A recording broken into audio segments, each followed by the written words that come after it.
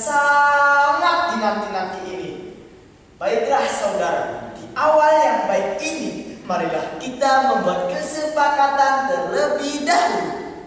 Pertama, saya tidak ingin mendengar bunyi tulalit, tulilang dari handphone Anda.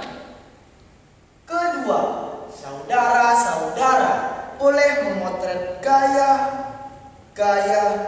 erotis saya di tengah pertunjukan. Dengan catatan, tidak ada flash atau cahaya yang menyala dari handphone Anda.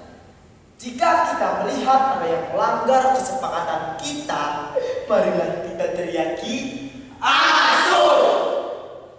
Baiklah saudara, saya akan mengajak kalian untuk menengok mayat sahabat saya. Walaupun kita akan menengok mayat-mayat, tapi saya harap kalian tidak membayangkan seperti suasana horor yang sering kalian lihat di sinetron dan televisi. Kita tonton dengan suasana yang ringan-ringan saja ya.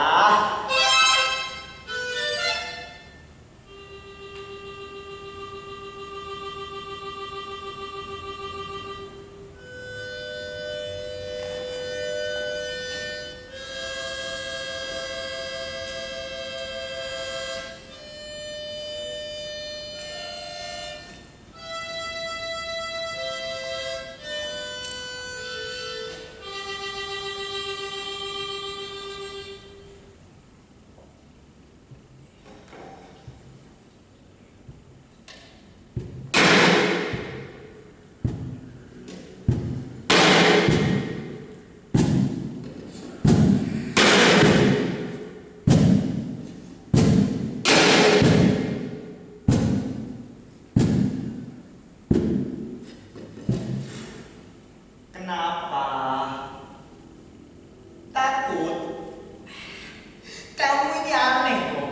Cuma piring seng saja kok langsung gemeter begitu mendengar drum sepatu. Ayo terus bersuara, bernyanyilah. Karena hanya kamu satu-satunya sahabat saya di sini.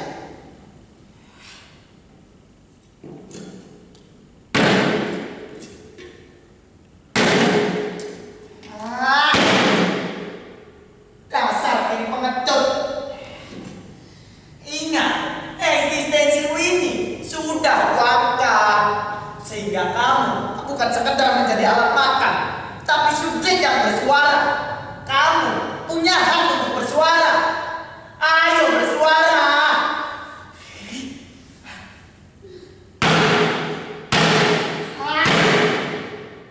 Ayo toh. Sebagai pengawas yang sudah saya naikkan derajatnya, mestinya kamu ini tunduk kepadaku. Ngerti?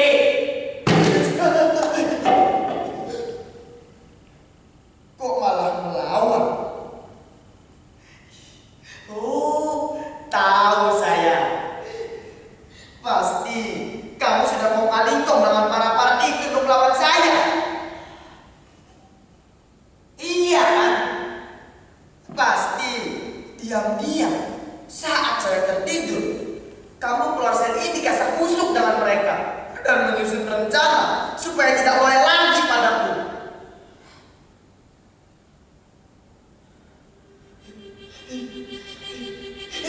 Mau kemana?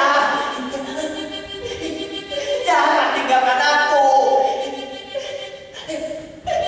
Harusnya kamu bersyukur karena kamu mempunyai kedudukan yang sejajar denganku. Jangan malah bertingkah. Aku bisa saja menjadikan kamu piring yang terhormat, tapi juga bisa menjadikan kamu hanya sekedar melamar dengan. Begitu saja kok repot. Sini, apa kamu ingin saya jadikan barang rombengan?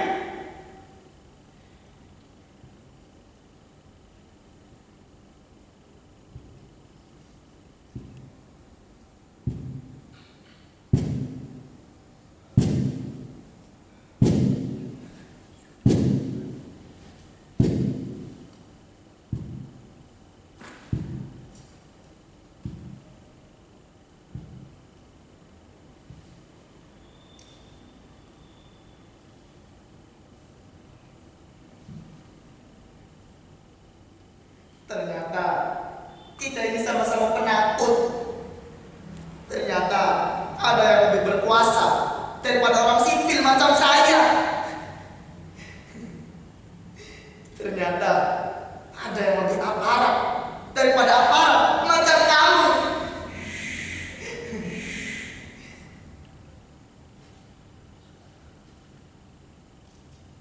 Mereka adalah aparat yang hanya bisa membentak dan memaksa kita untuk patuh melalui teror dan ketakutan. Ternyata kita ini senasib, sama-sama sipil, sama-sama rombongan.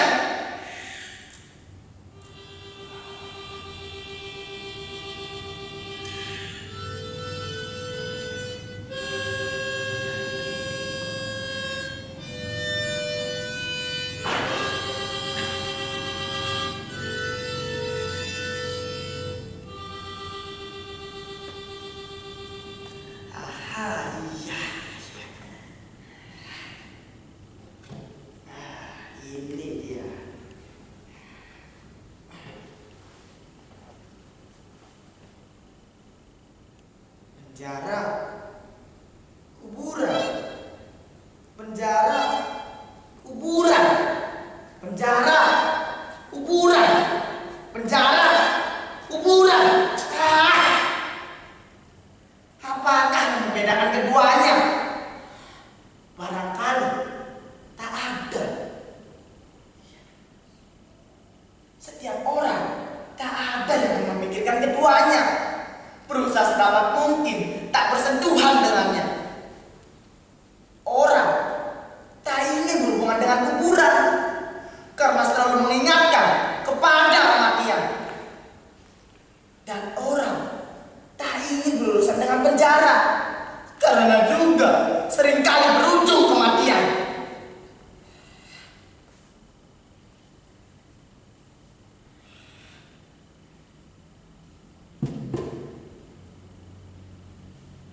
Kenapa kau justru deliweran mengurus persoalan yang masih gelap? Bukankah persoalanku sendiri masih gelap?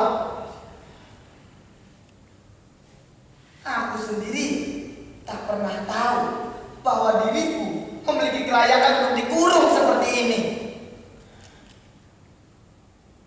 Tapi barangkali soalnya bukan layak atau tidak layak untuk dipenjara.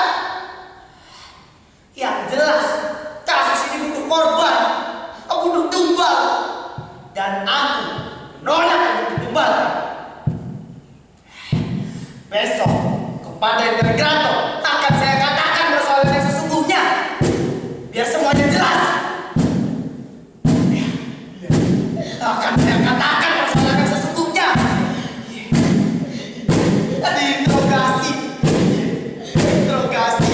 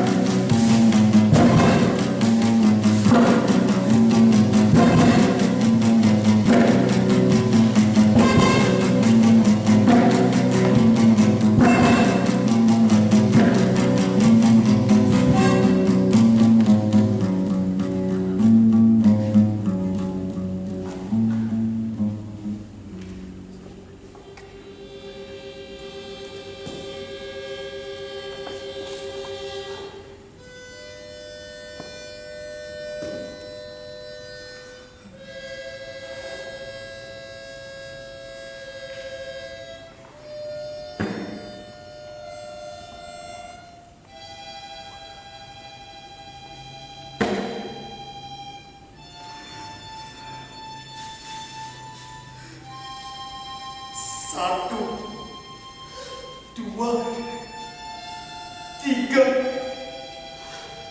mengumpat. Dari malam ke malam, semakin banyak saja mayat yang mereka lemparkan ke dalam kuburan terpencil ini. Ini sudah malam yang ke-10 atau entah keberapa.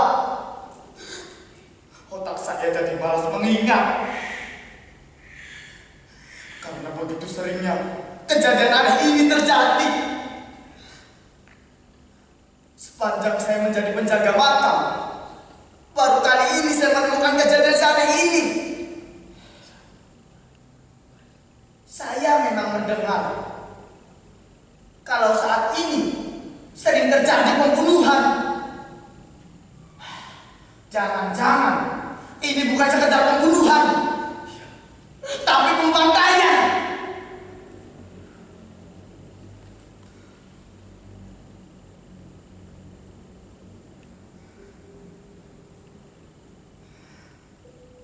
Dan perempuan di bawah pusara ini, aku mengenal beliau.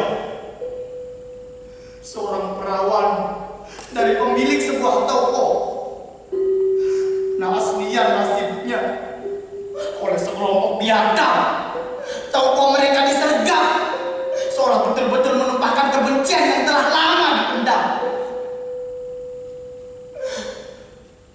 Papa dan mamahnya disiksa, sementara perempuan malam ini dan caciknya dijadikan pesta. Keluarga mereka dibantai, toko mereka dibakar. Lalu papahnya, mamahnya, engkoknya, caciknya, semua penghuni rumah dilemparkan ke dalam lautan api. Bahkan ketika aku menemukan mayatnya, darah segar masih mengalir dari selangkangannya. Aroma kematiannya masih menyengat. Gila, peradaban apa ini? Bagaimana nafsu dan kekejaman bisa bekerja sama secara kompak begini?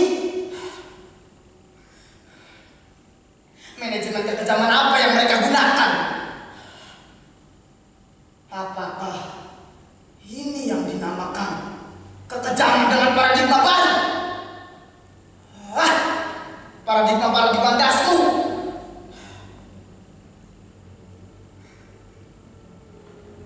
Dan perempuan di bawah pusara itu, aku tidak akan menyebutkan namanya. Semua sudah kenal dia. Seorang buruh yang dituduh memimpin demonstrasi kenaikan gaji.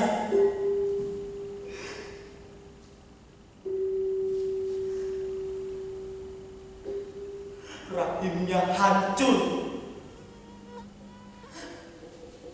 akibat seluncur besi panjang, dimasukkan pelan-pelan lalu ditekan sekuat tenaga hingga mengantarkannya pada kematian. Aneh, begitu banyak orang tak berdosa mati, sementara orang yang dosanya luar biasa banyaknya malah tidak mati-mati. Ini sangat-sangat tidak fair. Ini sudah kebangetan.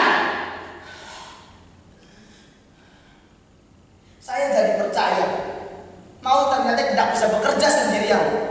Maut bisa diciptakan, maut bisa diselenggarakan oleh siapapun yang berkuasa. Mereka bisa menaburkan maut kapan saja, sehingga udara yang terhisap pun selalu berbau kematian.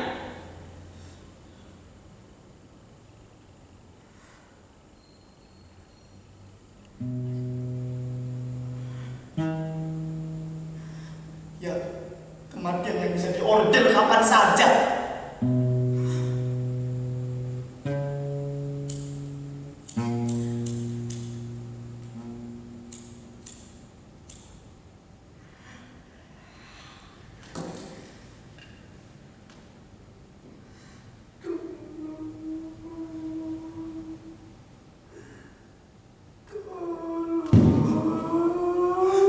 Suara apa itu? Dari mana itu suara orang minta tolong?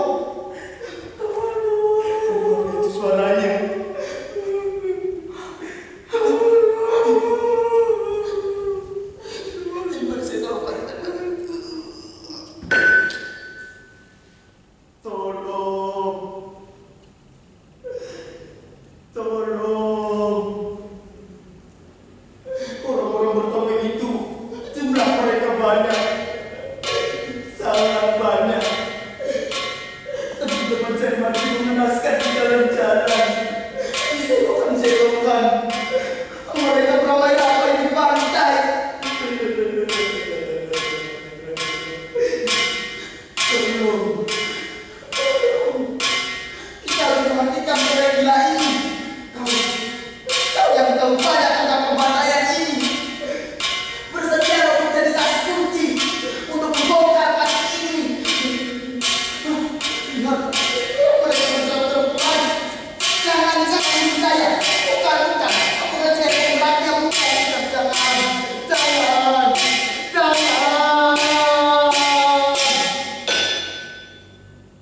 Saksi kunci. Aduh, saya ini cuma teri yang gampang diuntal oleh ikan-ikan kakap. Aneh banget. Gak waras.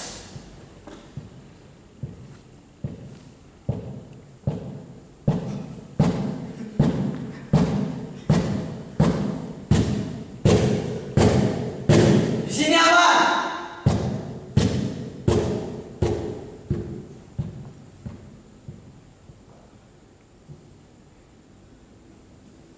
Orang-orang bertopeng itu lagi. Siapakah sebenarnya mereka? Apa hubungan orang-orang bertopeng itu dengan pembantaian demi pembantaian yang kini berkecamuk di mana-mana? Apakah orang-orang bertopeng itu yang mengirimkan mayat-mayat ke sini? Siapa yang mengirim mayat-mayat ke sini?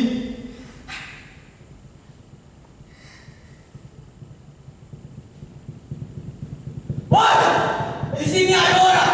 Tangkap dia. Jangan sampai dia lolos.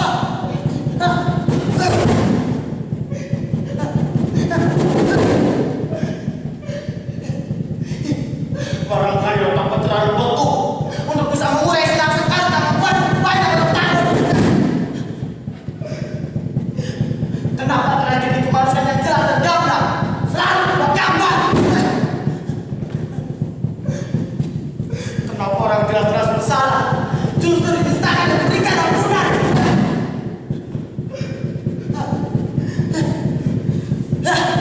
Aku jadi curiga ada begitu banyak fakta yang diterangkan. Aku jadi curiga terhadap sandiwara yang dimainkan.